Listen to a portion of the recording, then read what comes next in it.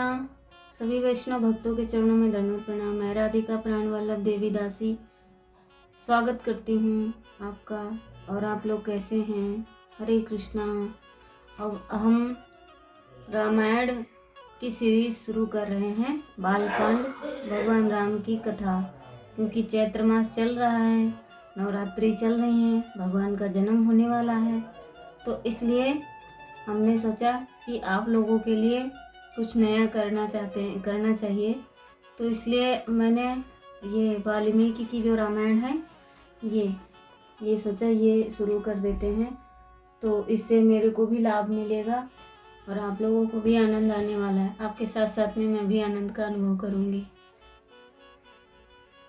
हरे कृष्णा। वैसे तो भगवान अनंत हैं, भगवान की लीलाएं भी अनंत हैं। तो यहाँ पे भगवत गीता का एक श्लोक है कि जन्म कर्म च मे दिव्यम एवं यो वेति तत्वतः त्यक्त्वा देह पुनर्जन्म नेति मामेत सो अर्जुना। हे अर्जुन, जो मेरे जन्म है और मेरे कर्म है, दिव्य प्रकृति को जानता है, वह इस शरीर को छोड़ने पर इस भौतिक संसार में पुनः जन्म नहीं लेता, अपितु मेरे सनातन धाम को प्राप्त होता है। तो ये कौन से अध्याय का श्लोक है? चौथे अध्याय का 9वां श्लोक। वो शुरू करते हैं। मंगल भवनया मंगल हारी द्रहु सुदशरथ अजर बिहारी। सिया राम मैं सब जग जानी करहूँ प्रणाम जोरी जुग पानी। श्री राम जय जय राम। प्रणाम परमात्मा, प्रणाम प्रणाम प्रणाम। बालकांड। बहुत समय पहले वाल्मीकि नामक एक महान मुनि रहा करते थे।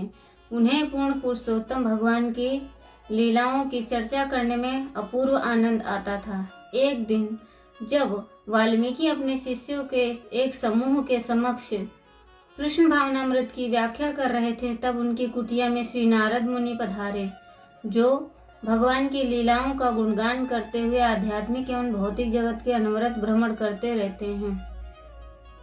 श्री नारद को देखकर वाल्मीकि एवं उनके शिष्यों ने उन्हें प्रणाम किया। तत्पश्चात प्रथा के अनुसार श्री नारद को बैठने के लिए उच्चासन प्रदान किया गया एवं पाद प्रक्षालन किया तथा नम्रता पूर्वक उनके कुशल क्षेम के विषय में जिज्ञासा की। उसके पश्चात वाल्मीकि ने श्री नारद मुनि से प्रश्न किया, हे तत्वज्ञानियों में श्रेष्ठ, कृपया हमें बताएं कि वर्तमान समय में इस धरती पर ऐसे कौन हैं जो सभी ऐश्वर्यों के सागर हैं? कौन है जो सर्वाधिक सुसंस्कृत, विद्वान, शक्तिशाली, उच्च विचारों वाले, सत्यवादी एवं कृतज्ञ हैं? कौन है जिनका चरित्र निर्दोष है और जो जीवधारियों के यथार्थ कल्याण में संलग्न है? कौन अतुलनीय रूप में मेधावी हैं, सर्वाधिक सुंदर हैं, जिसके समक्ष क्रोध एवं द्वेष प्रभावहीन है, तथा जो कुद्र होने पर बड़े से बड़े देवताओं को भी भयभीत कर देते हैं? तीनों लोकों में प्रत्यक्ष व्यक्ति की सुरक्षा करने वाले पराक्रमी कौन हैं? किसे भाग्य की देवी ने आशीर्वाद दिए हैं? हे मुनिवर, कृपया मेरे प्रश्नों का समाधान पूर्ण रूप से करें। त्रिलोक्यज्ञ मुनिवर नारद ने उत्तर दिया, हे ऋषि, राम नाम के एक प्रख्यात राजा हैं, जो इक्ष्वाकु राजवंश में महाराज दशरथ के पुत्र के रूप में अवतरित हुए हैं। वे सभी श्रेष्ठ गुणों वाले एवं सर्वाधिक ऐश्वर्यशाली हैं। राम अपनी इंद्रियों पर पूर्ण रूप से नियंत्रण रखने वाले एवं असंख्य शक्तियों के स्वामी हैं।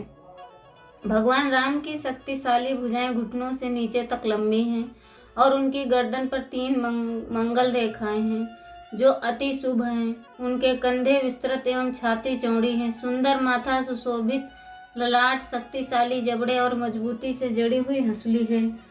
उनके नेत्र विशाल हैं, उनके कद भव्य मध्यम ऊंचाई वाला है और उनके समस्त अंग सुसंगठित एवं सुडौल है।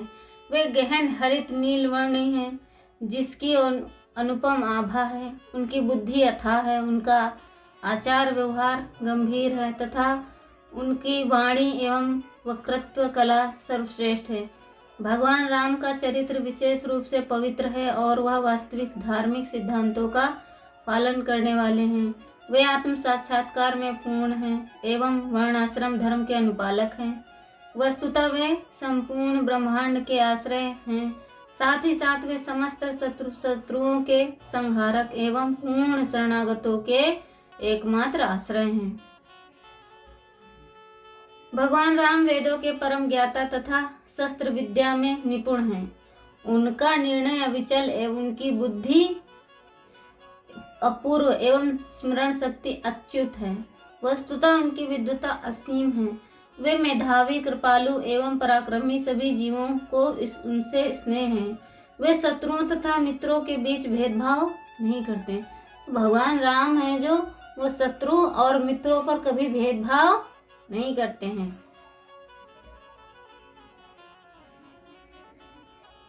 तथा सागर के समान गंभीर हैं। धैर्य में वे हिमालय पर्वत के समान है। भगवान राम है जो धैर्य में हिमालय पर्वत के समान है। शक्ति में वे विष्णु भगवान के समान है। जो भगवान राम की शक्ति है वो विष्णु भगवान के समान है। सौंदर्य में वो चंद्रमा के समान है। जो उनकी सुंदरता है वो चंद्रमा के समान है। सहनशीलता में वे पृथ्वी के समान है। सहनशीलता में भगवान राम पृथ्वी के समान है। तो जो देवी पृथ्वी हैं उन पर कितने अत्याचार होते हैं। इस पे पापी भी रहते हैं और पुण्यात्मा भी रहते हैं, पर उनको वो उनका हृदय मतलब वो सहनशील, इतने सहनशील हैं जैसे कि पृथ्वी है, धरती है, तो उनको बुरा नहीं लगता है। तो इसीलिए राम को भी सहनशील पृथ्वी से कहा गया है। क्रोध में उस अग्नि के समान है जो विश्व संहार के समय प्रज्वलित होती है। ईश्वर में वे कुबेर के तथा भक्ति में सदाचार के देवता धर्मदेव के समान है। तो भगवान राम के ये गुण हैं। तत्पश्चात नारद ने वाल्मीकि के समक्ष भगवान राम की लीलाओं का संक्षिप्त वर्णन किया। उन्होंने सूचित किया कि अब यही भगवान राम अपने आश्रितों पर न्यायपरायणता तथा आदर्श रूप में शासन करते हैं। उन्होंने व्याख्या की कि भगवान श्री राम के राज्य में कोई भी व्यक्ति रोग अथवा मानसिक क्लेश से पीड़ित नहीं होगा। उन्होंने व्याख्या की कि राम के राज्य में कोई भी भौतिक क्लेश तथा रोग से पीड़ित नहीं होगा। भगवान राम के राज्य में प्रत्येक व्यक्ति सुखी एवं संपन्न होगा। भगवान राम के राज्य में हर एक व्यक्ति सुखी एवं संपन्न होगा। उन्हें भूख, अभाव एवं चोरी का कभी भय नहीं होगा। भूख और अभाव का कभी भय नहीं होगा, कभी चोरी नहीं होगी। सभी नगरों में एवं ग्रामों में प्रचुर मात्रा में अन्न, फल, सब्जी एवं दूध से निर्मित वस्तुएं उपलब्ध होगी। वस्तुतः प्रजा उसी धर्म, निष्ठा एवं प्रसन्नता का अनुभव करेगी जो सतयुग में पाई जाती थी। बाढ़, भूकंप, अकाल आदि प्रकृति प्रकोप नहीं होंगे। स्त्रियां सदा पवित्र रहेंगी एवं उन्हें वैधव्य से पीड़ित नहीं होगा। स्त्रियां हमेशा प्रसन्न रहेंगी और वो विधवा नहीं होंगी, वैधव्य से पीड़ित नहीं होंगी राम के राज्य में।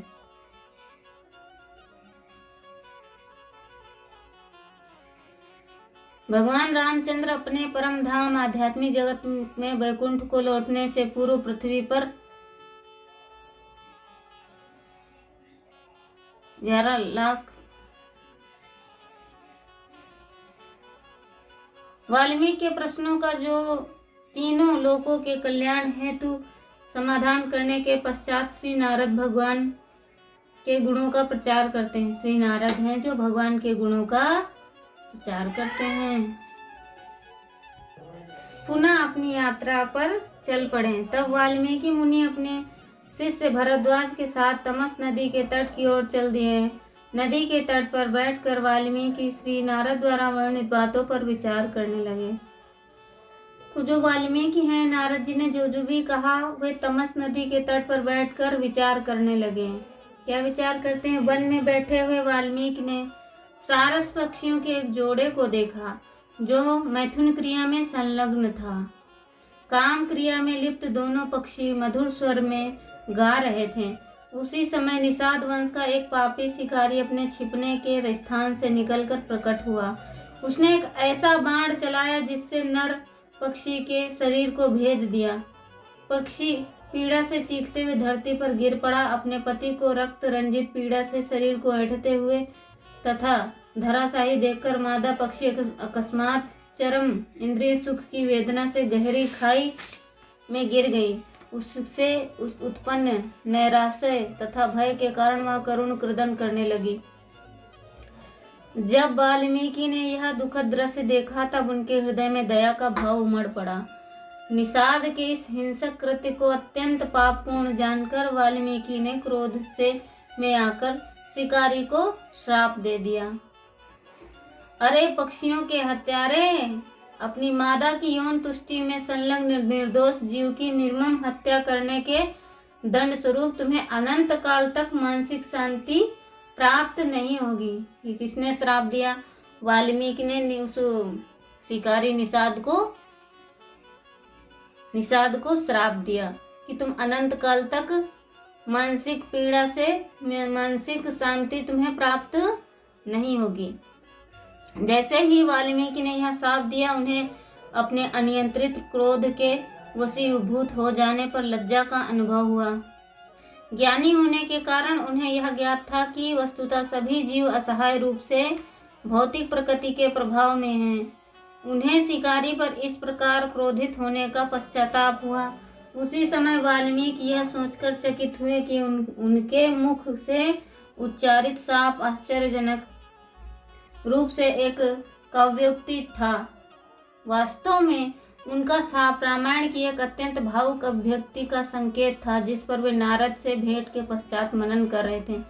अतः वाल्मीकि ने अपने शिष्य भरद्वाज से कहा, मेरी वेदना से 4 पंक्तियों की एक कविता उभरी है, जिनमें से प्रत्येक पंक्ति में 8 अक्षर है। शोक से यह आश्चर्यजनक श्लोक उभर कर आया है, क्योंकि करुणा के बिना यथार्थ काव्य अभिव्यक्ति की कोई संभावना नहीं। तत्पश्चात वाल्मीकि तमस नदी में स्नान करके भरद्वाज के संग अपने आश्रम लौट आए। शिकारी को दिए गए अपने श्राप के विषय में उनका चिंतन जारी था। अकस्मात उन्होंने देखा कि भगवान ब्रह्मा अपने निवास से, जो इस ब्रह्मांड का सर्वोच्च लोक है, अवरोहित हो रहे हैं। आनंद एवं ऐश्वर्य से व्याकुल आवक वाल्मीकि ब्रह्मांड में सर्वप्रथम जन्म लेने वाले व्यक्ति का अभिनंदन करने के लिए उठ खड़े हुए। जब भगवान ब्रह्मा वाल्मीकि के समक्ष उपस्थित हुए तब उन्होंने श्री ब्रह्मा को सादर प्रणाम किया तथा अत्यंत श्रद्धा एवं आदर से उनकी पूजा की। इसके पश्चात भगवान ब्रह्मा ने उन्हें समस्त जीवों के पूर्वज हैं और जो सभी के हृदय को समझने वाले हैं कहा, हे भाग्यवान मुनि, कृपया यह विचार कर शोक न करें कि आपने शिकारी को श्राप देकर अनुचित कार्य किया। वास्तव में जो शब्द आपने क्रोध में आकर उच्चारित किए वे मेरे थे। एक महान कार्य को संपन्न करने हेतु प्रेरणा प्रदान करने के उद्देश्य से वे शब्द आपके मुख से उच्चारित करवाए गए थे। तो कभी कभी हमारे मुख से कुछ ऐसे शब्द निकलते हैं जो अपने आप नहीं निकलते, वो भगवान के माध्यम से ही निकलवाए जाते हैं। जैसे हम कभी कभी कुछ किसी को कह देते हैं तो वो भगवान के माध्यम से ही निकलवाए जाते हैं। तो ऐसे ही वाल्मीकि के मुख से वो शब्द निकले, क्योंकि मतलब वो जो पक्षी थे, पक्षी वहाँ पर अपना काम क्रीड़ा में व्यस्त थे। तो एक निषाद शिकारी वहाँ पर आया और ऐसा बाण चलाया कि जो मादा नर पक्षी था वो तड़प के मर गया। तो उनके मुख से ऐसे श्राप निकला, तो वो श्राप एक कविता बन गई। तो वही ब्रह्मा जी यहाँ पे बता रहे हैं कि वो आपने कहा नहीं था, आपसे कहलवाया गया था। महान कार्य को संपन्न करने हेतु प्रेरणा प्रदान करने के उद्देश्य से वे शब्द आपके मुख से उच्चारित करवाए गए थे। वस्तुतः अब समय आ गया है कि आप भगवान रामचंद्र के जीवन की कथा, महान अलौकिक दिव्य लीलाएं जो विश्व के परम कल्याण हेतु की रचना करें। मेरे प्रिय वाल्मीकि चिंतित ना हो। ये कौन कह रहा? ब्रह्मा जी कह रहे हैं कि मेरे प्रिय वाल्मीकि आप चिंतित ना हो, क्योंकि मेरे आशीर्वाद की शक्ति से जो कुछ भी तुम्हें ज्ञात नहीं है वह तुम्हारे हृदय में स्पष्ट रूप से विदित हो जाएगा। इस प्रकार मेरी कृपा से तुम्हारे द्वारा रचित रामायण की कथा त्रुटि रहित होगी। वाल्मीकि को यह आशीर्वाद देकर भगवान ब्रह्मा अपने दिव्य हंस पर वाहन पर सभी दर्शकों को आश्चर्यचकित करते हुए अपने धाम की ओर चल दिए। भगवान ब्रह्मा के निर्देशानुसार वाल्मीकि भगवान रामचंद्र की लीलाओं का ज्ञान प्राप्त करने हेतु ध्यान मग्न हो गए। ध्यान मग्न वाल्मीकि ने भगवान राम के अवतार की घटनाओं को अपने हृदय में स्पष्टता देखा। तत्पश्चात वाल्मीकि ने 24,000 श्लोकों में रामायण की रचना की।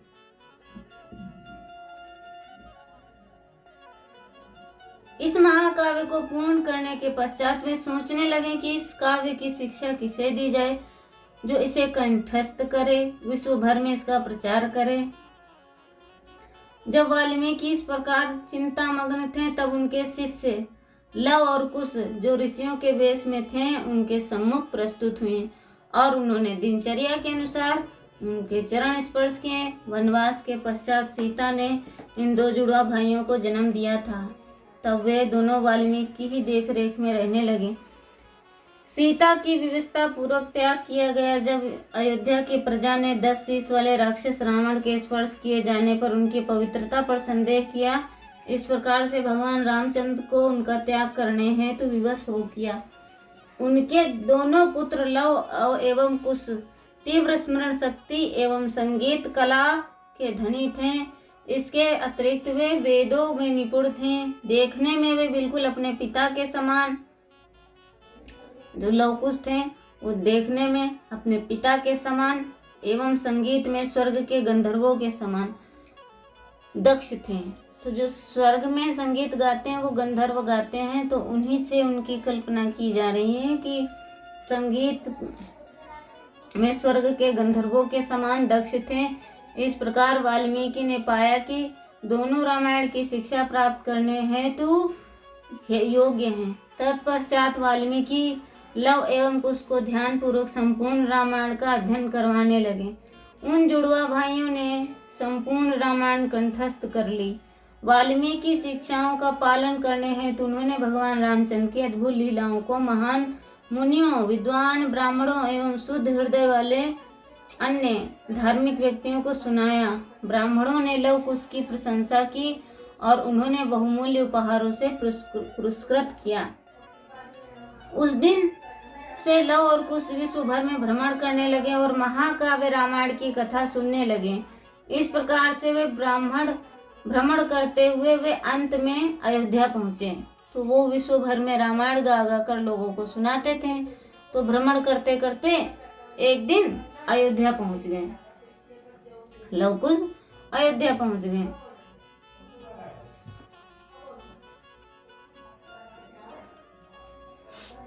जुड़वा भाइयों ने संपूर्ण रामायण कंठस्थ कर ली। वाल्मीकि की शिक्षाओं का पालन करते उन्होंने भगवान रामचंद्र की अद्भुत लीलाओं को महान मुनियों, विद्वानों, ब्राह्मणों में शुद्ध हृदय वालों को, अन्य धार्मिक व्यक्तियों को सुनाया। ब्राह्मणों ने लव कुश की प्रशंसा की और उन्हें बहुमूल्य उपहारों से पुरस्कृत किया।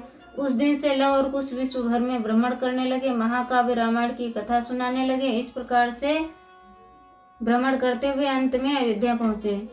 हम कथा सुनाते, बस ये कहते कहते अयोध्या पहुंच गए।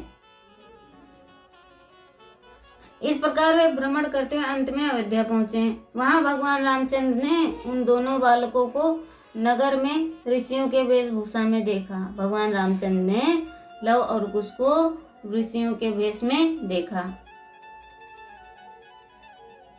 और अपनी दिव्य लीलाओं का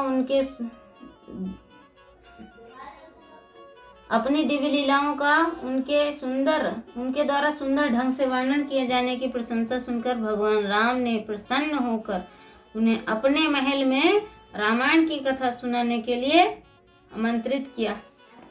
यद्यपि वे उनके पुत्र थे, लेकिन भगवान को उन्हें वैसे तो पता है, लेकिन इस जो भौतिक जगत में हैं उनकी नज़रों से बताने के लिए कि भगवान को पता ही नहीं कि उनके पुत्र हैं। वैसे तो समस्त प्रजा और समस्त जो ये जीवात्माएं हैं वो सब भगवान के बच्चे ही हैं।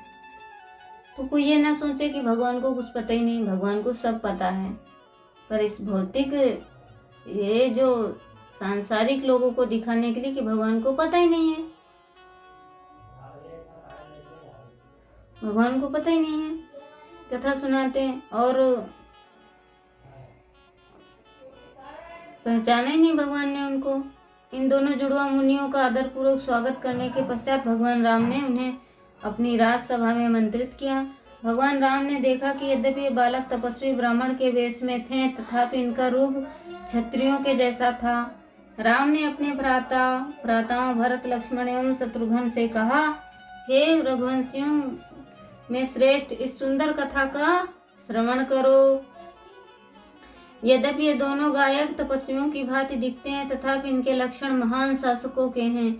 इस कथा को सुनो, क्योंकि इस साहित्यिक सौंदर्य से भरपूर है एवं सभी की चित्त को आकर्षित करने वाली है। जैसे ही लव कुश ने इस महाकाव्य का गान आरंभ किया, राम और उनके भाई सब कुछ भूलकर उन्हें सुनने में मग्न हो गए। भगवान की कीर्ति का श्रवण एवं कीर्तन करने मात्र से भौतिक जगत के बंधनों से मुक्त हुआ जा सकता है। तो हम कैसे मुक्त हो सकते हैं? भगवान की जो लीला है, कीर्तन करने मात्र भौतिक जगत के बंधनों से मुक्त हुआ जा सकता है। कौशल नामक एक विशाल भूखंड का विस्तार सरयू नदी के तट तक था। वह भूमि हरी भरी संपन्न एवं अन्न से परिपूर्ण थी। अयोध्या की प्रसिद्ध नगरी एक मनुष्य जाति के राजा वैवस्वत मनु की इच्छा से इस विस्तृत क्षेत्र में निर्माण किया गया था। यह भव्य नगरी 96 मील लंबा एवं 24 मील चौड़ा था। इस नगरी का विस्तार क्रमानुसार किया हुआ था। इसके सुंदर सीधे मार्ग मतवाले हाथियों की सूंड से छिड़के हुए सुगंधित जल से सुव्यवस्थित होते थे। प्रतिदिन स्वर्ग से अप्सराएं अपने सुंदर विमानों में बैठकर वहां भ्रमण करती एवं पुष्पों की वर्षा करती थीं। अयोध्या के मेहराबनुमा द्वारपथ संगमरमर से निर्मित थे तथा द्वारों पर स्वर्ण एवं रजत की नक्काशी की गई थी तथा बहुमूल्य जवाहरात जड़े थे। शत्रुओं को दूर भगाने में सक्षम तोप और प्रक्षेपास्त्र नगर की दीवारों की शत्रुओं से दूर भगाने के लिए पाशुपत्र नगर की दीवारों पर सुरक्षा करते थे।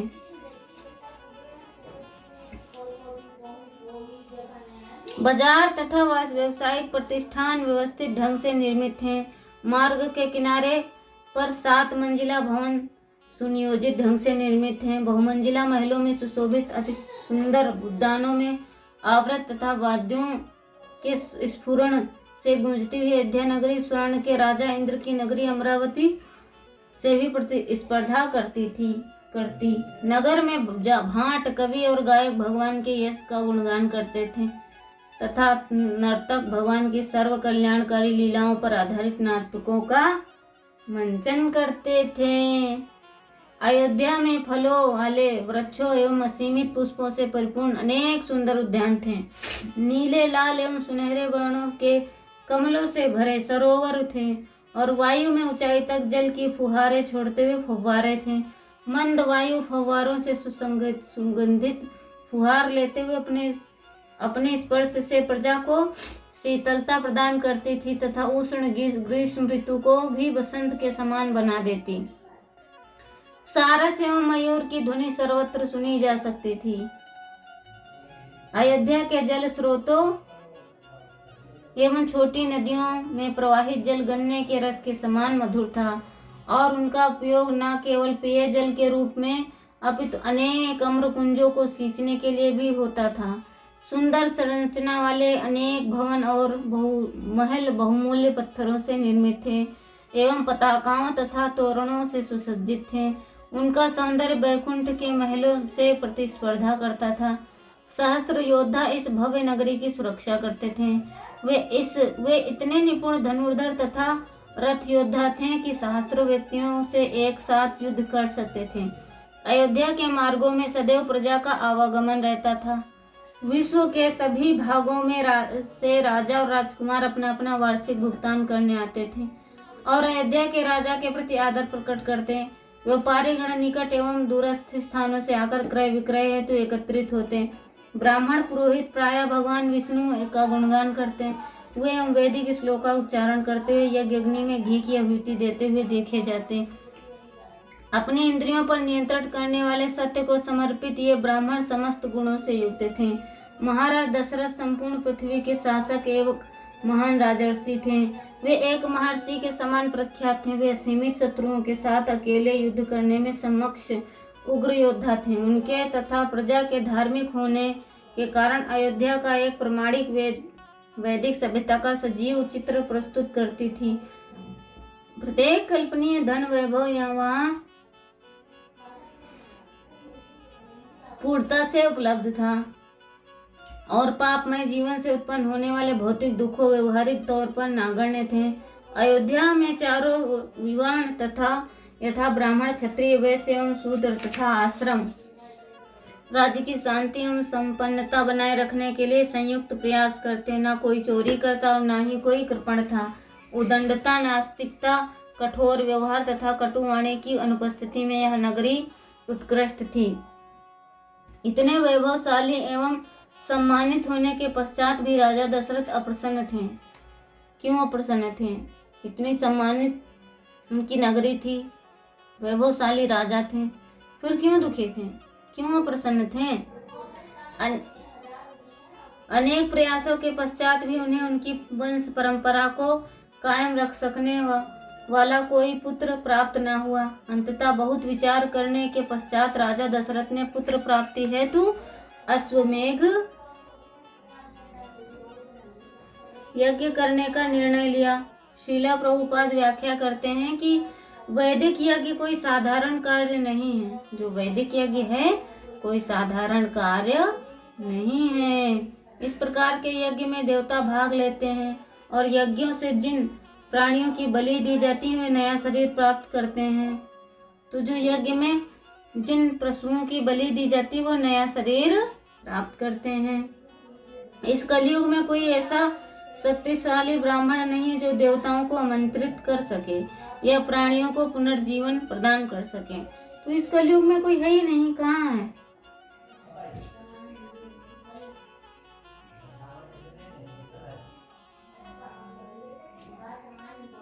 पूर्व काल में ब्राह्मण वैदिक मंत्रों के उच्चारण में निपुण थे।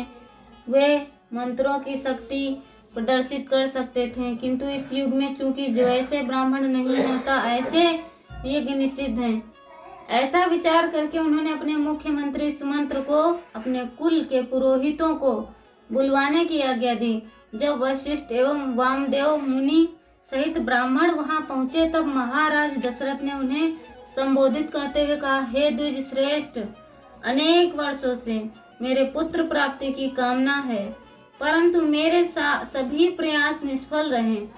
चूंकि मेरा कोई उत्तराधिकारी नहीं है अतः मैं प्रसन्नता का अंडमान नहीं कर सकता। वस्तुतः मेरा जीवन व्यर्थ एवं दुखद प्रतीत होता है। बहुत सोच विचार कर तथा अपनी अनुमति से मैंने अश्वमेध यज्ञ करवाने का निर्णय लिया। क्योंकि आप सभी शास्त्रों के पूर्ण ज्ञाता हैं, मुझे विश्वास है कि आप सब मुझे उचित मार्गदर्शन दे सकेंगे। महाराज दशरथ के अश्वमेध यज्ञ करवाने के इस प्रस्ताव को सभी पुरोहितों ने एकमत से स्वीकार किया और तब राजा ने अपने मंत्रियों को शीघ्र ही आवश्यक प्रबंध करने की आज्ञा दी। तब सुमंत्र महाराज दशरथ को वह कथा सुनाने के लिए एक और ले गए। उन्होंने सनत कुमार द्वारा सुनी थी और जिसको उन्होंने मुनियों की सभा में सुनाया था।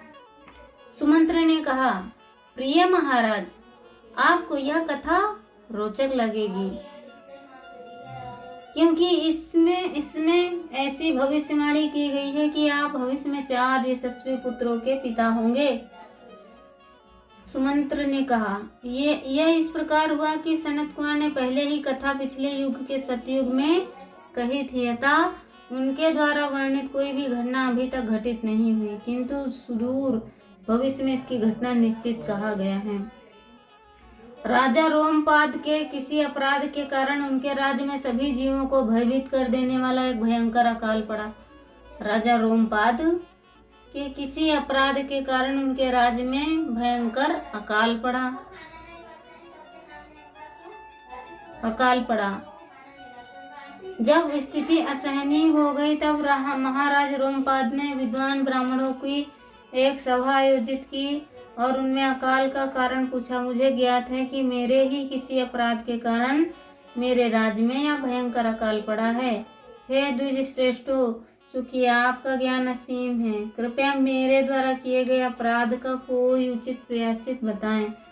ब्राह्मणों ने उत्तर दिया, हे राजन, यहाँ मृगी ऋषि नामक एक महान ब्राह्मण मुनि है जो वन में निवास करते हैं। मृगी ऋषि कश्यप के पुत्र हैं और वे उनके पुत्र का नाम ऋष्यशृंग है। ऋष्यशृंग नाम एक यह सूचित करता है कि मुनि ने जब जन्म लिया तब उनके ललाट पर मृग सदृश सींग थे। यदि आप इस ऋषि पुत्र को अपने राज्य में लाकर उनसे अपनी पुत्री शांत का विवाह कर दें तब अकाल तुरंत समाप्त हो जाएगा। शांत वास्तव में महाराज दशरथ की पुत्री थी, किंतु राजा के निसंतान मित्र रोमपाद को उनके आग्रह करने पर गोद दे दी गई थी। अकाल समाप्त करने का उपाय जानकर राजा अत्यंत प्रसन्न हुए, किंतु जब उन्होंने पुरोहितों से ऋष्यशृंग को आमंत्रित करने का आग्रह किया तब उन्होंने यह प्रस्ताव को स्वीकार कर दिया। ब्राह्मणों ने बताया कि हे राजन, हमें भय है कि यदि हम मृगी ऋषि के पुत्र को प्रलोभन से घर से भगा लाने का प्रयास करेंगे तो वे हमें श्राप दे देंगे। ऋष्यशृंग का पालन पोषण करने उनके माता पिता के नितांत एकांत में किया। उन्होंने किसी दूसरे मानव को कभी देखा नहीं। चूंकि ऋष्यशृंग ने स्त्री जाति के किसी सदस्य को कभी नहीं देखा, अतः वह उनके सानिध्य में पूर्ण रूपेण अनभिज्ञ हैं।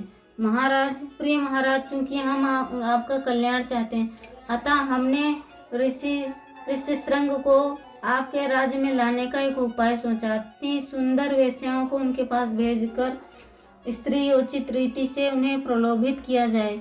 हमें विश्वास है कि इस प्रकार से उनका उद्देश्य सरलता से पूर्ण हो जाएगा। महाराज ने उनकी योजनाओं को स्वीकार कर ली और फिर युवा एवं अत्यंत सुंदर वेश्याओं को बुला भेजा। इस प्रकार से राजा द्वारा निर्देशित एक समुचित पारितोषिक पाने का आश्वासन प्राप्त करके वेश्याएं किसी भी कीमत पर युवा ऋषि को लाने के लिए निर्णय करके वन की ओर चल दी।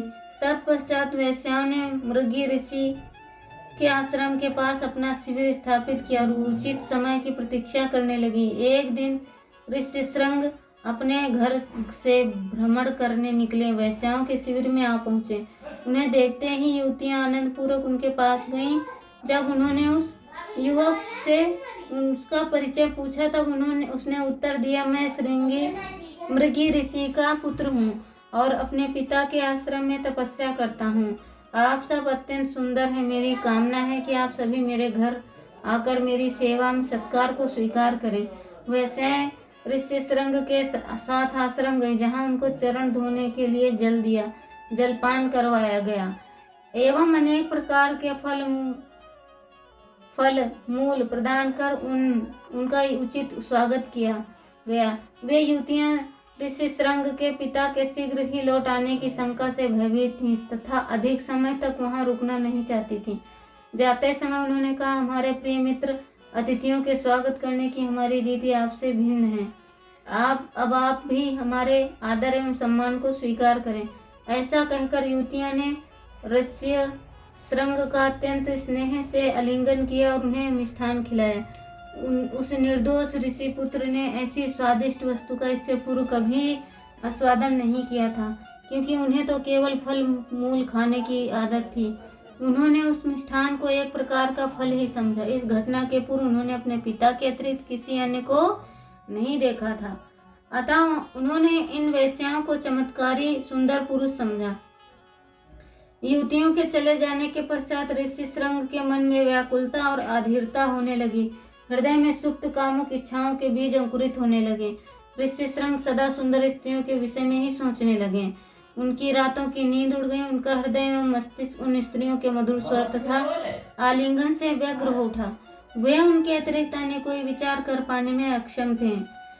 अतः अगले दिन ऋषि श्रृंग उन वेश्याओं के शिविर में गई। युवतियों ने प्रसन्नता पूर्वक ऋषि श्रृंग का स्वागत किया तथा उन्होंने कहा, यह हमारा मूल निवास नहीं है, कृपया हमारे इस भव्य चलायमान कुटिया विमान में बैठकर उस स्थान को चलें, हम आपका उचित प्रकार से मनोरंजन कर सकें। हमारे पास अनेक प्रकार के फल मूल और इतने आनंद के समय व्यतीत करेंगे कि आपको ज्ञात ही नहीं रहेगा कि समय कैसे व्यतीत हो रहा।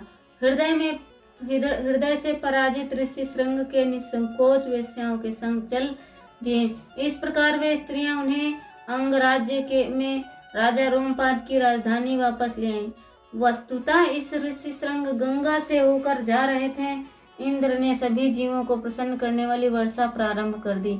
जैसे ही राजा रोमपाद को ऋषि श्रृंग के आगमन की सूचना प्राप्त हुई, वैसे ही उन्होंने महल से बाहर आकर युवा ऋषि को प्रणाम किया। भली भांति ऋषि श्रृंग का स्वागत करके पश्चात राजा उन्हें महल के भीतर कक्ष में ले गए, जहां उन्होंने दान में ऋषि को अपनी पुत्री का हाथ दिया। जब राजा समझ गए कि ऋषि श्रृंग पूर्णतः संतुष्ट हैं, तब महाराज रोमपाद ने उनसे एवं उनके पिता के अभयदान का वर मांगा, ताकि वे दोनों उन्हें ऋषि श्रृंग को छलपूर्वक घर से ले जाने के कारण क्रोधित न हो। ऋषि श्रृंग ने राजा को अभयदान दे दिया। तत्पश्चात शांत के साथ उनका विवाह हर्षोल्लास के साथ संपन्न हुआ। विवाह समारोह समाप्त होने के पश्चात नवपरिणीत दंपत्ति महाराज रोमपाद के महल में ही निवास करने लगे। इस तरह राजोचित सुख वैभव के साथ आनंद पूर्वक समय व्यतीत करने लगे। सुमंत्र ने अपनी कथा समाप्त करते हुए राजा दशरथ से कहा, हे राजन, सनत कुमार ने भविष्यवाणी की थी कि आप अपने मित्र रोमपाद से सहायता लेंगे एवं उनसे आग्रह करेंगे कि वे कौशल राज्य में आकर ऋषि श्रृंग को अश्वमेध यज्ञ संपादित करने की आज्ञा दें। ऐसा भी बताया गया कि अश्वमेध यज्ञ के संपादन के पश्चात 4 अतुलनीय पुत्रों की प्राप्ति द्वारा अपनी कामना पूर्ण होगी। सुमंत्र से यह कथा सुनकर महाराज अत्यंत प्रसन्न हुए। तब वे अविलंब कर अपने परिजनों को लेकर अंगराज गए। वहां उनका महाराज रोमपाद द्वारा भव्य स्वागत किया गया और उसी समय अंग देश के राजा ने ऋषि श्रृंग को सूचित किया कि उनके असली ससुर दशरथ हैं। लगभग 1 सप्ताह तक रोमपाद के अतिथि सत्कार का आनंद लेने के पश्चात महाराज दशरथ ने अपने मित्र से कहा, मैं दीर्घकाल से विषादग्रस्त हूँ, क्योंकि अपने प्रख्यात वंश को कायम रखने है तो मुझे अभी तक पुत्र की प्राप्ति नहीं हुई। अतः मैं आपसे याचना करता हूँ कि ऋषि श्रृंग को अयोध्या भेजकर मेरी ओर से अश्वमेध यज्ञ संपादित करने की आज्ञा दें। महाराज रोमपाद ने प्रसन्नता पूर्वक यह प्रस्ताव स्वीकार कर लिया और महाराज दशरथ ऋषि श्रृंग एवं शांत के साथ शीघ्र ही अपनी राजधानी लौट आए। तत्पश्चात वसंत ऋतु के आगमन पर महाराज दशरथ ने ऋषि श्रृंग से अश्वमेध यज्ञ संपादन संबंधी निर्देशों के लिए याचना की। इस प्रकार यज्ञ के लिए आवश्यक प्रबंध किए जाने लगे तथा सरयू नदी के उत्तरी तट पर स्थित एक स्थान का चयन किया गया। अश्वमेध यज्ञ करवाने वाले राजा को अपने अधीनस्थ राजाओं पर प्रभुत्व स्थापित करने के लिए युद्ध की चेतावनी के रूप में अपने सिपाहियों के साथ घोड़े अश्व को विश्व भर में भ्रमण करने के लिए छोड़ना होता है। घोड़े के किसी राज्य में पहुंचने पर वहां राजा को अश्वमेध यज्ञ करवाने वाले राजा को प्रतिनिधि को उपहार देकर अपनी अधीनता स्वीकार करनी पड़ती, अथवा वह घोड़े को पकड़कर युद्ध कर सकता है। किसी भी राजा को यह छूट थी कि वह या तो मौन रहकर घोड़े को भेजने वाले शासक का प्रभुत्व स्वीकार कर ले, अथवा युद्ध के दावे को स्वीकार कर उसे विशेष शासक के प्रभुत्व को नाकार दे। दावे को स्वीकार करने वाले राजा को अश्वमेध यज्ञ करवाने वाले राजा के व्यक्तियों से युद्ध करके अपना प्रभुत्व स्थापित करने हेतु विजय प्राप्त करनी होती थी। पराजित दावेदार को दूसरे राजा का शासक को जगह देने के लिए अपने जीवन की आहुति देनी पड़ती थी। विश्व भ्रमण करने के पश्चात जब कोई दावेदार शेष नहीं रहता, तब घोड़ा लौटकर आता तभी अश्वमेध यज्ञ प्रारंभ हो सकता था। यह जानकर कि राजा जनक ही भविष्य में उनके पुत्रों के ससुर होंगे, महाराज दशरथ ने प्रथम निमंत्रण उन्हें भी भेजा। उसी प्रकार अन्य अधीनस्थ राजाओं को भी यज्ञ में आने के लिए निवेदन किया। 1 वर्ष की अवधि के पश्चात जब यज्ञ का घोड़ा 400 राजकुमारों के संरक्षण से सारी पृथ्वी का भ्रमण करके पश्चात लौटा, तब यज्ञ प्रारंभ हुआ। प्राथमिक रीतियों को संपन्न करने के पश्चात राजा दशरथ की ज्येष्ठ रानी कौशल्या ने एक खूंटे से बंधे हुए यज्ञ के घोड़े को परिक्रमा की। तब तलवार के 3 प्रहारों से यथोचित निर्देशानुसार उन्होंने घोड़े का शीश काटकर अलग कर दिया। तत्पश्चात ऋषि श्रृंग ने मृत घोड़े की चर्बी को यज्ञ अग्नि में अर्पित किया। सभी पापों से मुक्त होने के उद्देश्य से महाराज दशरथ को धुएं को ग्रहण करने का आदेश दिया गया। तब सहायक पुरोहितों ने घोड़े के अंगों को अग्नि में समर्पित कर 3 दिवसीय यज्ञ की समाप्ति की। तो जो अब यहाँ पे मैंने पहली बार पढ़ा है कि जो अश्वमेध का घोड़ा होता है उसको काट कर रानी ने उनकी उसमें बलि दी और उसके अंगों को यज्ञ में समर्पित किया गया। चर्बी जो होती है घोड़े की उसको भी अग्नि में समर्पित किया गया। सभी पापों के मुक्त होने के उद्देश्य से महाराज दशरथ को धुएं का ग्रहण करने का आदेश दिया। तब सहायक पुरोहितों ने घोड़े के अंगों को अग्नि को समर्पित कर 3 दिवसीय यज्ञ की समाप्ति की। तब महाराज दशरथ ने पृथ्वी की चारों दिशाओं को मुख्य पुरोहितों को दान में दे दिया। किंतु ब्राह्मणों ने यह उपहार लौटाते हुए कहा, हे राजन, हमें वैदिक अध्ययन एवं आत्म संयम के पालन हेतु समर्पित है और हमें शासन करने में कोई रुचि नहीं है, तो आप कृपया हमें उपहार में गौवें तथा स्वर्ण आदि प्रदान करें। तत्पश्चात ऋषि श्रृंग ने महाराज दशरथ के पास जाकर कहा, हे महाराज, निश्चय ही आपके 4 यशस्वी पुत्र होंगे, तथापि इस उद्देश्य के लिए मैं आपको पुत्रेष्टि नामक एक अन्य यज्ञ संपादित करने का परामर्श देता हूँ। महाराज दशरथ ने इस प्रस्ताव को तुरंत स्वीकार कर लिया। तब यज्ञ आरंभ किया गया। इसी बीच उच्चतर लोकों के मुख्य देवतागर ब्रह्मा पास जाकर बोले, हे पितामह, आपके आशीर्वाद से रावण इतना अधिक शक्तिशाली हो गया है कि स्वेच्छा से किसी को सताने लगा है। हम भी उस दुष्ट राक्षस को पराजित नहीं कर सकते, अतः हमारी आपसे प्रार्थना है कि आप स्वयं उसके विनाश का कोई उपाय निकालिए। भगवान ब्रह्मा ने स्थिति पर विचार करके उत्तर दिया, मुझसे वरदान मांगते समय रावण ने मनुष्य के हाथों होने वाली मृत्यु से रक्षा के लिए कुछ भी नहीं मांगा, क्योंकि रावण की दृष्टि में मनुष्य अत्यंत तुच्छ हैं। तो कभी भी किसी को ये नहीं सोचना चाहिए कि ये छोटे हैं तो ये कुछ नहीं कर सकते। हाथी देखा ना, हाथी को किससे खतरा होता है? चींटी से। तो रावण को ये लगा था कि वो मनुष्य से उसे खतरा नहीं है, पर कभी कभी साधारण चीज बहुत खतरनाक होती है। तो रावण को लगा कि तुच्छ मनुष्य मेरा क्या ही बिगाड़ लेगा, तभी भगवान ने अवतार लिया साधारण मनुष्य में, दुष्टों से रक्षा करने के लिए भगवान मनुष्य रूप अवतार लिया, मर्यादा दिखाने के लिए। तो रावण को ये लगा कि अरे ये तुच्छ मनुष्य क्या ही कर लेगा। तब ब्रह्मा रावण के वध के उपायों पर विचार कर रहे थे। अकस्मात अपने वाहन गरुड़ पर विराजित भगवान विष्णु प्रकट हुए। अनेक सूर्यों के समान दैदीप्यमान भगवान विष्णु अपने चतुर्भुज रूप में पीत वस्त्र धारण किए तथा चक्र, शंख, गदा एवं कमल पुष्प को धारण किए हुए थे।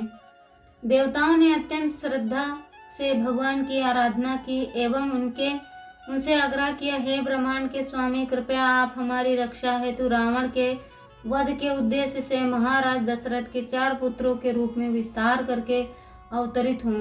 भगवान विष्णु ने कहा, विश्वास रखो, अब भयभीत होने की आवश्यकता नहीं है। मैं शीघ्र ही तुम्हारे शत्रु एवं राक्षसों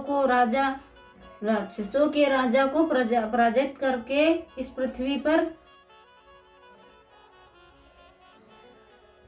शासन करूंगा। ऐसा कहकर भगवान विष्णु अंतर्धान हो गए। तब देवतागण आश्चर्यचकित रहे हैं। इस बीच महाराज दशरथ की यज्ञ अग्नि से एक असाधारण व्यक्ति प्रकट हुआ जो गहरे वर्ण वाला था एवं जिसके शरीर लक्षण शुभ घोतक थे।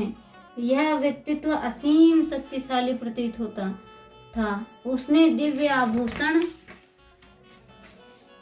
धारण किए हुए थे एवं उनके हाथ में खीर से भरा एक विशाल स्वर्ण पात्र था। उस दिव्य पुरुष ने महाराज दशरथ से कहा, मैं भगवान विष्णु का दूत हूँ।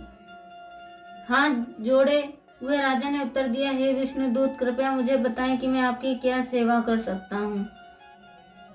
भगवान विष्णु के सेवक ने कहा, खीर का यह पात्र आपके द्वारा संपन्न किए गए यज्ञों का फल है। इसे अपनी तीनों पत्नियों में वितरित कर दिया जाए। उनके द्वारा आपको 4 पुत्र प्राप्त होंगे जो सदैव आपकी प्रसिद्धि का चिरस्थायी रखेंगे। महाराज दशरथ ने प्रसन्नता पूर्वक उस पात्र को ग्रहण किया तथा विष्णु दूत की परिक्रमा की। जब भगवान विष्णु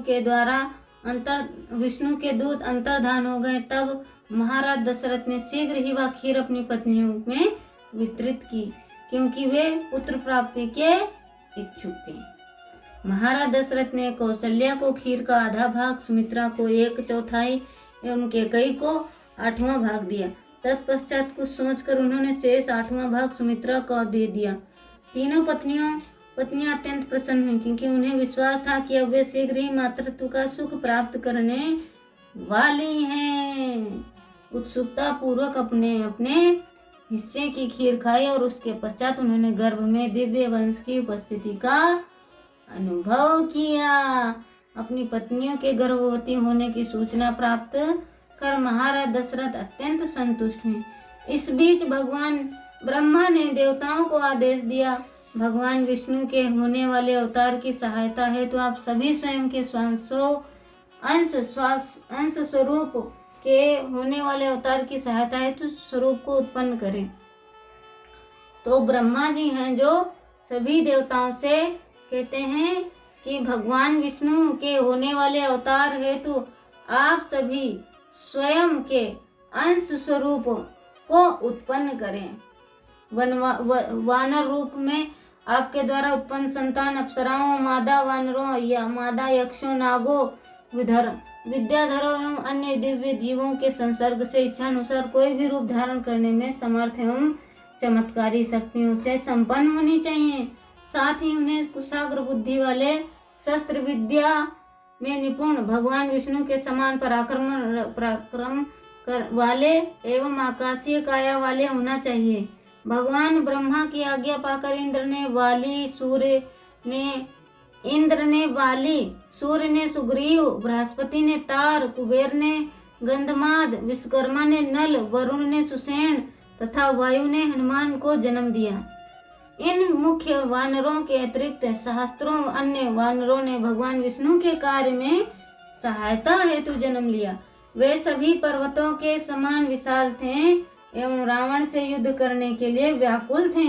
जिन देवताओं ने उन्हें उत्पन्न किया, इन वानरों ने भी उनके समान गर्भाधान के तुरंत बाद जन्म लिया। वे सभी इतने शक्तिशाली थे कि अपनी शक्ति से सागर में उथल पुथल मचा सकते थे। क्यों नहीं मचाएंगे? क्योंकि वो भगवान के पार्षद थे, भगवान के दूत थे, पार्षद थे। इस प्रकार निर्मित जीवों की 3 श्रेणियां थे। नंबर 1 भालू, नंबर 2 वानर जिनकी गाय के समान लंबी पूंछ थी। क्योंकि वे भालुओं एवं वानरों की संख्या 1 करोड़ से भी अधिक थी, अतः वे पूरी पृथ्वी पर फैल गए। वनों में घूमने एवं वहां उपलब्ध फल मूल खाते थे। पुत्रेष्टि यज्ञ पूर्ण होने के पश्चात देवतागण जो स्वयं भेंट स्वीकार करने के लिए उपस्थित थे एवं पुरोहित ऋषिशृंग तथा शांत अपने अपने निवास को लौट गए। 12 मास के गर्भ के पश्चात चैत्र मास के 12 मास के गर्भ के पश्चात शुक्ल पक्ष की नवमी के दिन कौशल्या ने एक बालक को जन्म दिया। इस दिव्य शिशु के नेत्र एवं अधर लाल थे। वे भुजाएं लंबी थीं वह सभी मंगल चिन्हों के अलंकृत था। कौशल्या का पुत्र भगवान विष्णु की आदि शक्ति का प्रतिनिधित्व करता था। आदि शक्ति। शीघ्र ही दशरथ की कनिष्ठतम रानी कैकेयी ने भगवान विष्णु की 1/4 शक्ति का प्रतिनिधित्व करने वाले एक पुत्र को जन्म दिया।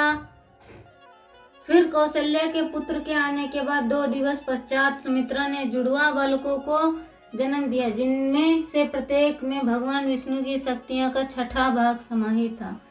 ये चारों शिशु एक दूसरे से मिलने जुलते अत्यंत तेजस्वी एवं आकर्षक थे। वस्तुतः महाराज दशरथ के पुत्रों के जन्म पर देवताओं ने स्वर्ग से पुष्प वृष्टि की, गंधर्वों ने गीत गाए एवं मधुर वाद्ययंत्र बजाए तथा अप्सराओं ने नृत्य किया। अयोध्या में एक महोत्सव हुआ। मार्गों में विशाल जन समूह उमड़ पड़ा। इस उत्सव में वादन, नर्तक तथा नागरिक के साथ अभिनेताओं ने भी भाग लिया। शीला प्रभुपाद बताते हैं, देवताओं द्वारा पूर्ण पुरुषोत्तम भगवान से प्रार्थनाएं की जाने पर भगवान स्वयं अपने विस्तार एवं विस्तार के अंश के साथ साक्षात प्रकट हुए। उनमें उनके भाई लक्ष्मण, भरत तथा शत्रुघ्न, ये सभी एक ही तथापि विष्णु तत्व के अनेक स्वरूपों तथा अवतारों में होता है। भगवान अनेक रूपों में विद्वान हैं, जैसे राम, लक्ष्मण, भरत और शत्रुघ्न, और ये उन रूप उनकी सृष्टि में के किसी भी अंश में विद्यमान रह सकते हैं। ये सभी स्वरूप साक्षात भगवान के समान नित्य सनातन व्यक्तित्व हैं और समान शक्ति वाले अनेक दीपों के समान हैं। भगवान रामचंद्र, लक्ष्मण, भरत और शत्रुघ्न विष्णु तत्व हैं, अतः समान रूप से शक्तिशाली हैं। वे देवताओं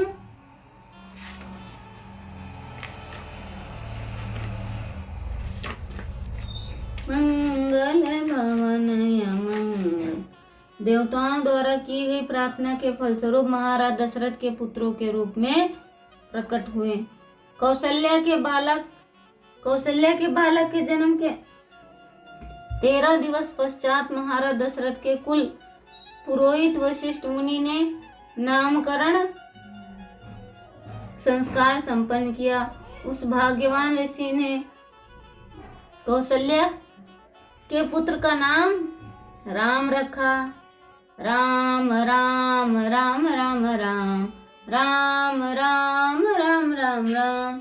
मंगल भवन या मंगल हारी, द्रहु सो दशरथ अजर बिहारी। दीन दयाल विरज सम भारी, हरहु नाथ मम संकट भारी। श्री राम जय राम जय जय राम। श्री राम जय राम जय जय राम। नौमी तिथि मधुमास पुनीता, शुक्ल पक्ष अभिजीत हरि प्रियता। मात्य दिवस अति शीत घामा, पावन काल लोक विश्रामा। शीतल मंद सुरभि बहबाऊ, हर्षित सुर संतन मन चाऊ। बन कुसुमित गिरिगन मनियारा, श्रवई सकल सरिता स्मृत धारा। सो अवसर बिरंची जब जाना, चले सकल सुर साज विमाना। गगन विमल सुकल सुर जूथा, गावय गुण गंधर्व बरूथा। बरसाई सुमन सुमंजलि साजी, गगहि गगन दूदुम्बी बाजी। आस्तुति करहि नाग मुनि देवा, बहुविधि लावै निजी निजी सेवा। सुर समूह विनति करि पहुँचे निज धाम, जग निवास प्रभु प्रगटे अखिलोक विश्राम। भय प्रकट कृपाला दीन दयाला कौसल्या हितकारी हर्षित मातारी पुनि मनहारी अद्भुत रूप विचारी लोचन अभिरामा तनु घन श्यामा निज आयुध भुजचारी भूषण वनमाला नयन विशाला शोभा सिंधु करारी कई दुई कर जोरी आस्तुति तोरी केहि विधि करो अनंता माया गुण ज्ञान तीत अमाना वेद पुराण भनंता करुणा सुख सागर सब गुण आगर जय गावै स्तुति संता सो मम हिति लागी जन अनुरागी भयो प्रकाट श्रीकंता ब्रह्मांड निकाया निर्मित माया रोम रोम पद वेद कहे मम उर्सोबासी या उपवासी सुनत धीर मत स्थिर न रहे उपजा जब ज्ञाना प्रभु मुस्काना चरित बहुत विधि कीन चाहे कहीं कथा सुहाई मातु बुझाई जेहि प्रकार सुत प्रेम लहे माता पुनि बोली सोमति डोली तजहु तात या रूपा कीजे सुशीला अति प्रियशीला या सुख परम अनुपा सुनि वचन सुजाना रोदन ठाना होई बालक सुर भूपा या चरित जे गावई हरिपदि पावई ते नहीं परई भवकूपा मंगल भवनय मंगलहारी दहु सो दशरथ अजर बिहारी दीन दयाल विरज संहारी हरहु नाथ मम संकट भारी श्री राम जय राम जय जय राम श्री राम जय राम जय जय राम श्री राम जय राम जय जय राम श्री राम जय राम जय जय राम सियापति रामचंद्र की जय सियापति रामचंद्र की जय। कौशल्या के बालक के जन्म के 13 दिवस पश्चात महाराज दशरथ के कुल पुरोहित वशिष्ठ मुनि ने नामकरण संस्कार संपन्न किया। उस भाग्यवान ऋषि ने कौशल्या के पुत्र का नाम राम, कैकेयी के पुत्र का नाम भरत तथा सुमित्रा के जुड़वा पुत्रों का नाम लक्ष्मण और शत्रुघ्न रखा। तत्पश्चात वशिष्ठ ने महाराज दशरथ के पुत्रों के लिए सभी परिशोधन संस्कारों को संपादित करने का उत्तरदायित्व लिया, जिनका अंत उपनयन संस्कार का उपरांत हुआ। वशिष्ठ के मार्गदर्शन में चारों भाई वेदों के ज्ञाता महान पराक्रमी तथा समस्त दैवी गुणों को धारण करने वाले हो गए। वे स्वाभाविक रूप से महाराज दशरथ के सर्वाधिक प्रिय थे। उसी प्रकार बाल्यावस्था में ही लक्ष्मण का राम से बहुत प्रेम था। उसी प्रकार राम को आखेट लक्ष्मण के बिना भोजन या शयन की इच्छा नहीं होती थी। जब राम आखेट के लिए जाते थे तब लक्ष्मण उनके साथ अवश्य होते। शत्रुघ्न एवं भरत को भी एक दूसरे के प्रति बहुत प्रेम था। इस प्रकार वे अप्राथकरणीय थे। जब राम लक्ष्मण भरत और शत्रुघ्न की शिक्षा पूर्ण हो गई तब महाराज दशरथ ने अपने कुल पुरोहित वशिष्ठ से उनके विवाह के विषय में जिज्ञासा की। जिस समय यह चर्चा चल रही थी उसी समय अयोध्या में महान एक पराक्रमी ब्राह्मण महर्षि विश्वामित्र पहुंचे। जैसे ही उन्होंने महल में प्रवेश किया महाराज दशरथ एवं वशिष्ठ उनका अभिवादन करने हेतु अपने अपने स्थान से उठ खड़े हुए। समुचित रीति से उनका साक्षात्कार करने के पश्चात दशरथ ने उन्हें राजमहल में लाए तथा उन्होंने विश्वामित्र को सिंहासन पर बिठाया। महाराज दशरथ ने यह कहकर उनका अभिवादन किया कि हे संतों में श्रेष्ठ, जन्म मृत्यु चक्र पर विजय प्राप्त करने के आपके समस्त प्रयास सफल हो। आपके यहाँ आगमन को मैं उसी प्रकार उपहार स्वरूप समझता हूँ जैसे किसी के हाथों में अमृत का रखे जाना, जैसे लंबे सूखे के पश्चात मूसलाधार वर्षा का होना, जैसे निसंतान को संतान प्राप्ति होना, जैसे खोए हुए धन को प्राप्त कर लेना, अथवा जैसे उत्सव के अवसर पर होने वाली प्रशंसा की अनुभूति। तो जब विश्वामित्र राजा दशरथ के दरबार में आए तो उन्होंने अपनी जिज्ञासा इस प्रकार प्रकट करी कि आपका आगमन मेरे लिए उपहार स्वरूप है कि जैसे मूसलाधार बारिश के आगमन हो और वर्षा का होना, जैसे निसंतान को संतान प्राप्ति होना, जैसे खोए हुए को धन प्राप्ति मिलना, और जैसे उस उत्सव के अवसर पर होने वाली प्रसन्नता की अनुभूति। तत्पश्चात विश्वामित्र ने जब महाराज दशरथ से उनके कुशल क्षेम पूछा तब राजा ने विनम्रता पूर्वक उत्तर दिया, हे ऋषियों में श्रेष्ठ, आपका यहाँ आगमन मेरे प्रति आपकी विशेष कृपा है। वस्तुतः आपने मुझे महान सम्मान प्रदान किया। कृपया आप मुझे अपनी इच्छा से अवगत कराए जिससे कि मैं आपके आगमन का उद्देश्य पूर्ण कर सकूं। महाराज दशरथ के आदर सत्कार से प्रसन्न विश्वामित्र ने उत्तर दिया, मैं एक महान यज्ञ के संपादन में संलग्न था जो लगभग पूरा होने वाला है, किंतु मारीच एवं सुबाहु नामक दो राक्षसों ने यज्ञ क्षेत्र में मांस और रक्त गिराकर यज्ञ में संपादन कार्य में विघ्न उत्पन्न कर दिया। इन राक्षसों ने मेरे प्रयास को निष्फल करने की ठान ली, अतः वे मेरी वेदी को बारंबार प्रदूषित करते हैं। हे राजन, इस भयानक राक्षसों का वध करने के लिए मैं आपके पुत्र को राम को अपने आश्रम ले जाने के लिए आया हूँ ताकि मैं अपना यज्ञ पूर्ण कर सकूं। कृपया आप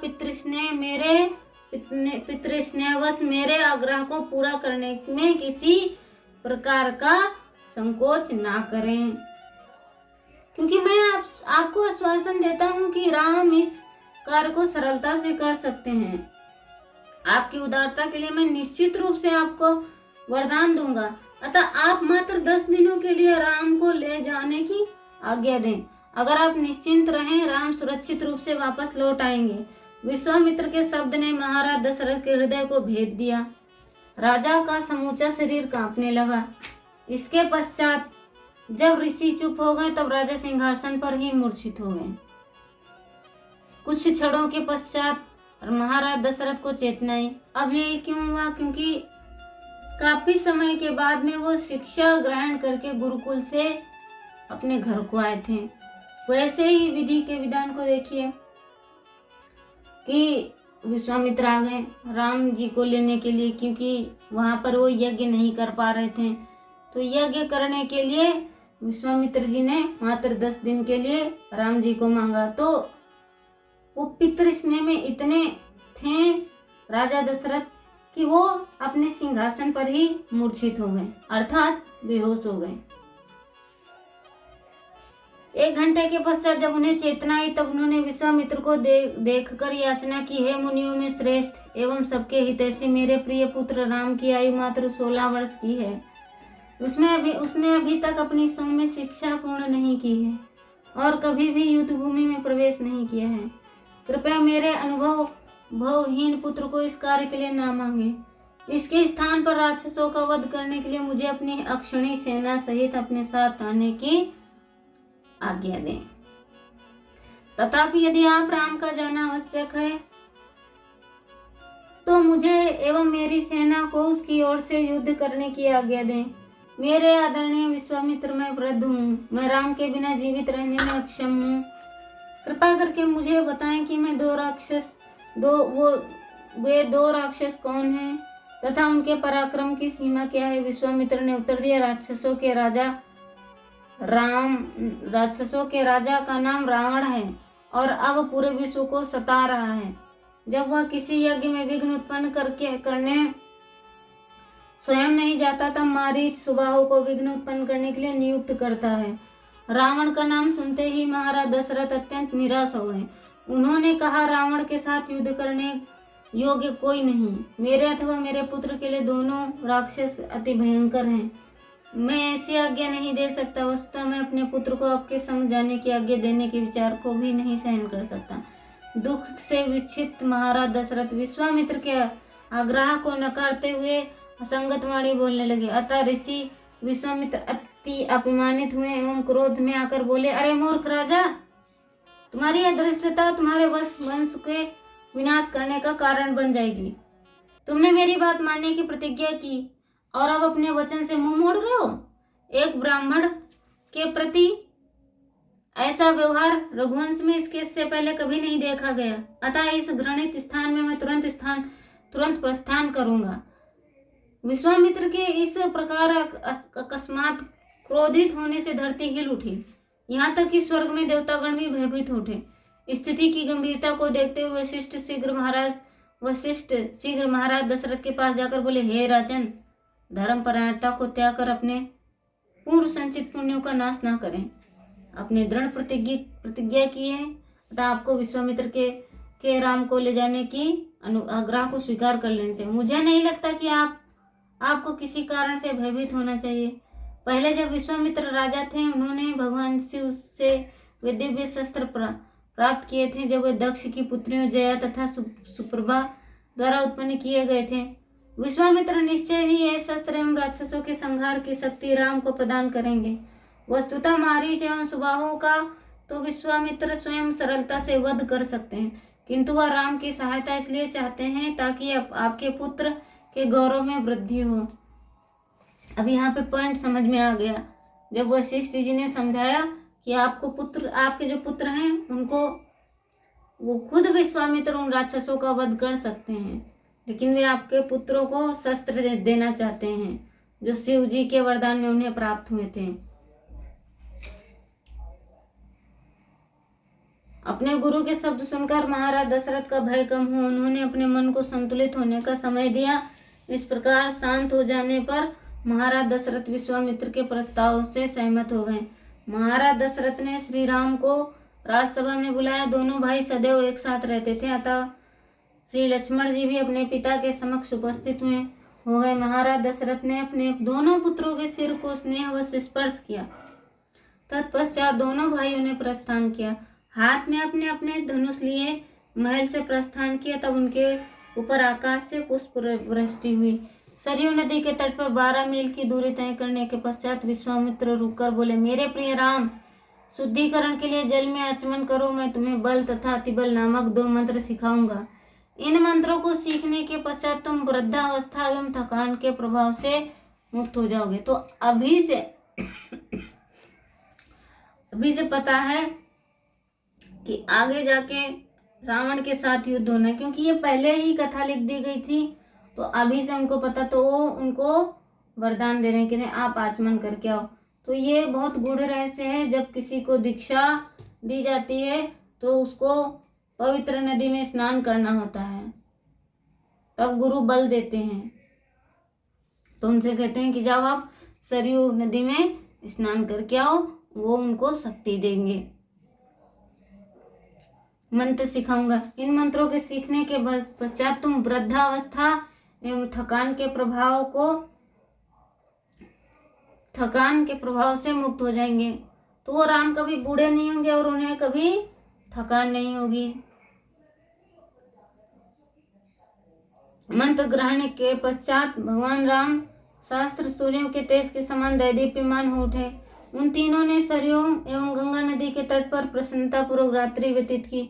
वहां स्थित ऋषियों के आश्रम को देखकर राम ने उसके विषय में जिज्ञासा की। तब विश्वामित्र ने उत्तर दिया, यही वह स्थान है जहां भगवान शिव ने कामदेव को उस समय भस्म किया जब उन्होंने शिव की समाधि को भंग करने का प्रयास किया। अगले दिन प्रातःकाल विश्वामित्र एवं दोनों भाइयों ने गंगा नदी पार की। नदी पार करते हुए राम ने किसी जल प्रपात पर उच्च स्वर सुना, परंतु वह स्वर के सुनाई देने का कोई कारण नहीं दिखाई दिया। विश्वामित्र ने इसका कारण पूछने पर उन्हें बताया कि एक बार ब्रह्मा ने अपने मन से यहाँ एक जल प्रपात का निर्माण किया था। जल का यह स्रोत मानसरोवर के नाम से जाना गया। सरयू नदी इसी सरोवर से निकलती है और जो स्वर में तुम्हें सुनाई दे रहा वह मानसरोवर से उतरकर गंगा से मिलने वाले जल का स्वर है। हे राम, तुम इस पवित्र स्थान की वंदना करनी चाहिए और इसे प्रणाम करना चाहिए। गंगा के दक्षिणी तट पर पहुंचकर राम ने एक घना निर्जन वन देखा और पूछा, यह निर्जन वन देखने वाले के हृदय में भय उत्पन्न करता है, कृपया मुझे इसका कारण बताएं। तो हरे कृष्णा, अब इसका पाठ अगला नेक्स्ट डे आएगा। आज तो मैंने बहुत समय ले लिया, लेकिन इसको जल्दी जल्दी पढ़ना है, नवरात्रि तक कंप्लीट करनी है। तो वांछाएं अब इसके आगे का उदाहरण सुनेंगे, क्योंकि वो जो घना जंगल था उसमें से भयानक आवाज आ रही थी। तो राम जी ने पूछा, तो अब उनको विश्वामित्र जी बताएंगे। इसका अब कल पाठ आएगा। हरे कृष्णा, वांछाय कल्पतरुभ्यश्च कृपा सिंधु भयोचा पतितानां पावनेभ्यो वैष्णवेभ्यो नमो नमः। हरे कृष्णा कृष्णा कृष्णा हरे हरे, हरे राम राम राम हरे हरे। जगत गुरु शिल प्रभुपाद की जय, अनंत कोटि वैष्णव भक्त वृंद की जय। हरे कृष्णा, गुरु महाराज की जय।